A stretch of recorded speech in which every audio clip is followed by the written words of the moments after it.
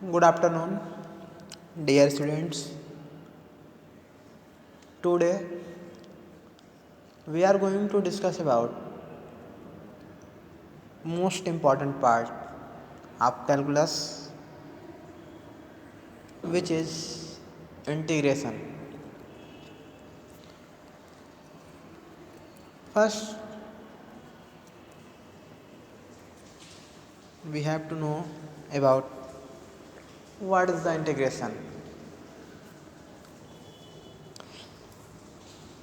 जैसे यहाँ पर दिया हुआ है primitive or anti derivative of a function, तो पहले इसको जानेंगे कि primitive or anti derivative of a function होता क्या है। एज एग्जाम्पल की अगर बात करें, y इजिकल टू अगर एक्स स्क्वायर एक फंक्शन है तो हम लोग D Y by D X अगर निकालेंगे इसका तो आएगा 2x।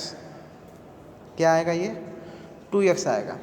अगर इसको दूसरे लैंग्वेज में लिखें कि एक्स स्क्वायर का डेरिवेटिव इसको इस तरीके से या ऐसे लिख सकते हैं वाई डैश क्या है, वाई चूँकि फंक्शन है एक्स स्क्वायर का, तो यहाँ पर सिंबल ये लगाने का मतलब derivative of X square is equal to क्या है 2x।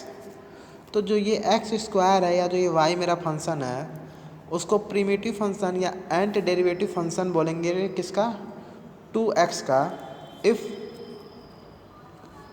y का डेरिवेटिव इज रिस्पेक्ट टू क्या है इक्वल टू 2x। कहने का मतलब ये कि जब भी किसी फंक्शन का डेरिवेटिव मान लीजिए आ गया एक्स स्क्वायर का डेरिवेटिव क्या है 2x है, तो जो एक्स स्क्वायर मेरा जो फंक्शन है ओरिजिनल जो फंक्शन था उसको 2x का primitive or anti derivative function बोला जाता है या एंट डेरिवेटिव बोलते हैं।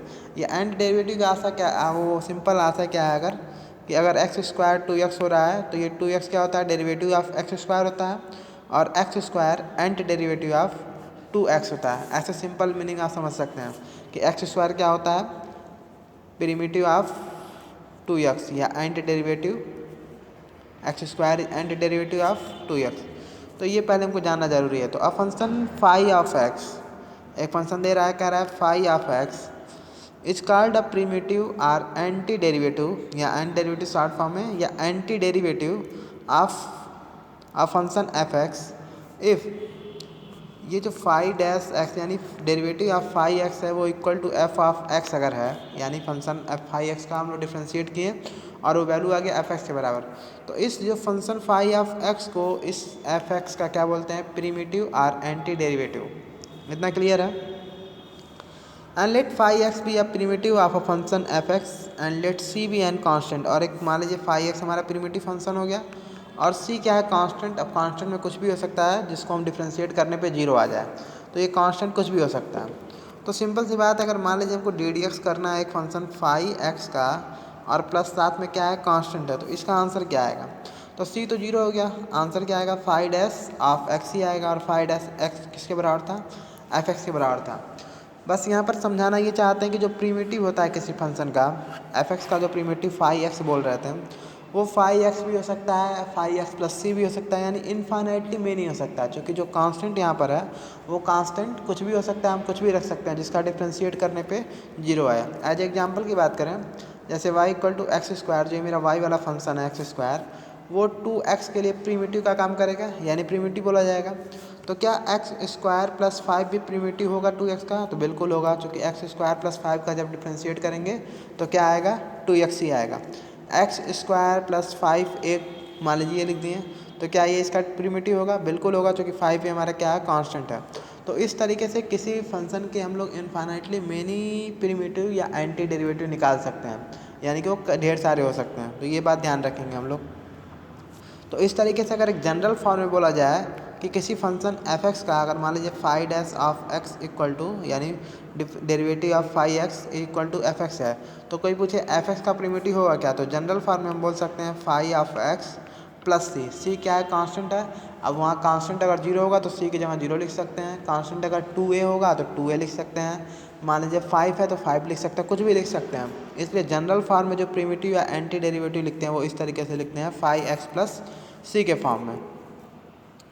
The collection of all it's primitive is called the indefinite integral of F X and it is denoted by integral of F X. अब देखिए यहाँ से कॉन्सेप्ट आएगा इंटीग्रेशन का।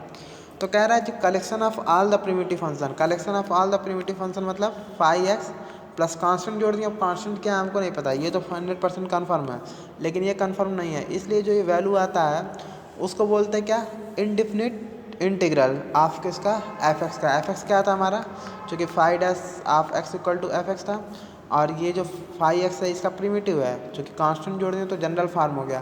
तो फाइव एक्स प्लस सी को बोलते हैं indefinite integral of F x.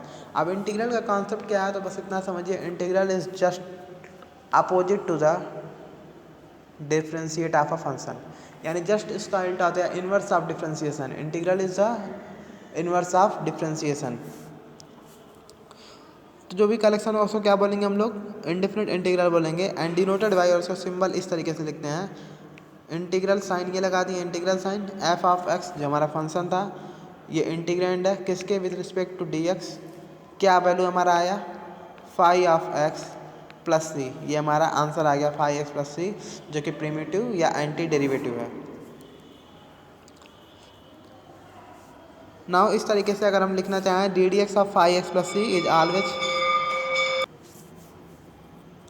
तो हमारा D D X of phi X plus C phi X के बराबर होगा, और इसका जस्ट उल्टा अगर करेंगे तो f of x d x हमें क्या मिल जाएगा, phi of x plus constant C. तो ये जो पूरा हमारा तो इंटीग्रल का एक डिफिनीशन हो जाता है। तो पहले इंटीग्रल से पहले हमको प्रिमिटिव जानना पड़ता है कि इसको क्या बोलेंगे, तो इसको बोलते हैं प्रिमिटिव ऑफ दिस फंक्शन। और all the collection of primitive function of a function is of any function is known as the integral of this function. Here this sign is the sign of integral, and F X को बोलते हैं हम लोग integrand, सब term जानना चाहिए। And x is variable of integration, चूँकि x हमारा क्या है, वेरिएबल ऑफ इंटीग्रेशन है। And d x is the element of integration, मतलब d x element of integration कहने का सेंस, ये किसके रूप में हम लोग इंटीग्रेट उसको करेंगे, जैसे वहाँ पर differentiate with respect to X बोल देते हैं, तो यहाँ integrate with respect to X बोलेंगे। And the process of finding an indefinite integral of a given function is called the integration of a function। और इस तरीके से किसी भी फंक्शन का अगर हमको इंटीग्रल फाइंड करना है, यानी प्रिमिटिव निकालना है, कलेक्शन ऑफ प्रिमिटिव निकालना है, तो उस प्रोसेस को बोलते हैं हम लोग क्या, इंटीग्रेशन करना है। और कोई पूछे ज्योमेट्रिकल मीनिंग या जनरल मीनिंग होता है क्या इंटीग्रेशन का, तो जनरल मीनिंग इंटीग्रेशन का होता है सिंपल एडिशन या समेशन। यानी इंटीग्रल अगर किसी फंक्शन को हम इंटीग्रेट करते हैं, यानी कि उसको यूनिट करते हैं, सम करते हैं, यानी उस फंक्शन का सम निकालते हैं, तो एक तरीके से इंटीग्रल का मतलब क्या होता है, एडिशन करना। अभी जब आप लोग एरिया वाला चैप्टर पढ़ेंगे इसमें एप्लीकेशन ऑफ इंटीग्रल, तो उसमें आपको क्लियर हो जाएगा कि इंटीग्रेशन का एप्लीकेशन कैसे होता है। एक जनरल एग्जाम्पल के रूप में एप्लीकेशन इसका बताएं, अगर वेलोसिटी क्या होता है, D S by D T. Velocity क्या है, D S by D T है। और अगर इस D S by D T को अगर हम डिफ्रेंशिएट कर दें, सॉरी इंटीग्रेट कर दें, यानी जो v आया, सॉरी ये जो v आया वैल्यू हमारा, चूँकि D S by D T किसके बराबर है, v के बराबर है। अब इस v को अगर हम इंटीग्रेट कर दें, और इंटीग्रेट करेंगे तो वो इंटीग्रल कर दें तो हमें मिल जाएगा क्या, डिस्प्लेसमेंट। क्या मिल जाएगा इससे हमको, डिस्प्लेसमेंट मिल जाएगा। तो इस तरीके से हम लोग एप्लीकेशन में इसका यूज़ कर सकते हैं, लेकिन main cheese application of integration में आप इसका मतलब सही से समझ पाएंगे। इसमें बस क्या था, प्रिमिटिव फंक्शन क्या होता है और एंटी डेरिवेटिव क्या होता है, तो ये क्लियर हो गया। अब इंटीग्रेशन में हमको कौन कौन से टॉपिक पढ़ने हैं उसके बारे में थोड़ा सा डिस्कस करेंगे। अब यहाँ पर देखिए, जो हमारे सिलेबस में जो इस बार इंटीग्रेशन में रखा हुआ है टर्म, वो क्या है, evaluation of simple integral of the following type and problem based on them. और देखो इस सब टाइप के इंटीग्रल हमको करने हैं, और कुछ प्रॉब्लम जो इसके ऊपर डिपेंड करेंगे ऐसे फार्मूला के ऊपर, उसको हमें इंटीग्रल करना है, इंटीग्रेट करना है।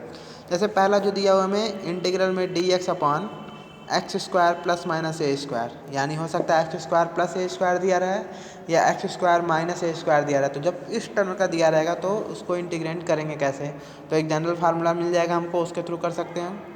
ये D x upon under root में एक्स स्क्वायर प्लस माइनस ए स्क्वायर है, उसको इंटीग्रेट करना है, या इसके बेस से प्रॉब्लम को वो इंटीग्रेट करना है। D x upon a square minus x square, d x upon a x square plus b x plus c, इसको हम लोग पहले फैक्टराइज करेंगे, उसके बाद इसको सॉल्व करेंगे। यहाँ भी हम लोग फैक्टराइज करेंगे, कोशिश करेंगे यहाँ पर ए प्लस बी के होल ऑफ स्क्वायर का फार्मूला बन जाए और वो अंडर रूट से बाहर निकल जाए, तो इसको भी वही करना है। यहाँ पर भी इजी प्रोसेस है ये। तो इस जितने टाइप के दिए हुए हैं इस पे जो प्रॉब्लम हमारा बेस करेगा उस टाइप के इंटीग्रेशन हमको करना है। तो काफ़ी इंपॉर्टेंट चैप्टर भी है, तो इसलिए इसको ध्यान से पढ़ना है। नेक्स्ट वीडियो हम लोग कुछ सम स्टैंडर्ड फार्मूला देखेंगे इंटीग्रेशन के लिए। Thank you.